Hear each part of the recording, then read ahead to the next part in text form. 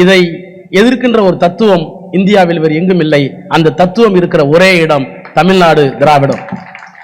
அப்ப பெரியார் சந்திக்காத ஆபத்தை, அண்ணா சந்திக்காத ஆபத்தை, கலைஞர் சந்திக்காத ஆபத்தை நம்முடைய அருமை தலைவர் மாண்புமிகு முத்துவேல் கருணாநிதி ஸ்டாலின் என்ற ஒரு மனிதர் சந்தித்துக் கொண்டிருக்கிறார். சந்திப்பது மட்டுமல்ல, நாங்கள் அவுட் ஆஃப் கண்ட்ரோல் டெல்லி என்று சொல்லக்கூடிய ஒரு தலைவனை நாம் தான் பெற்றிருக்கிறோம். தலைமுறை மாறி இருக்கிறது, தலைவர்கள் போய்கொண்டே இருக்கிறார்கள். ஆனால் தத்துவம் மட்டும் கூர்மை அடைகிறது. நமக்கு மட்டும்தான் உண்டு, வேறு எந்த இயக்கத்திற்கும் இந்தியாவில் இல்லை.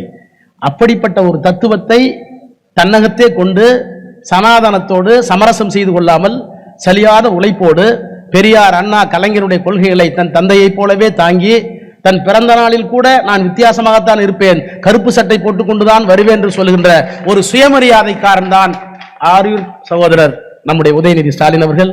அமைச்சராக வருவார், முதலமைச்சராக வருவார் என்றெல்லாம் நாம் வாழ்த்துகிறோம். அது நமக்கு இருக்கிற உரிமை, பெருமை.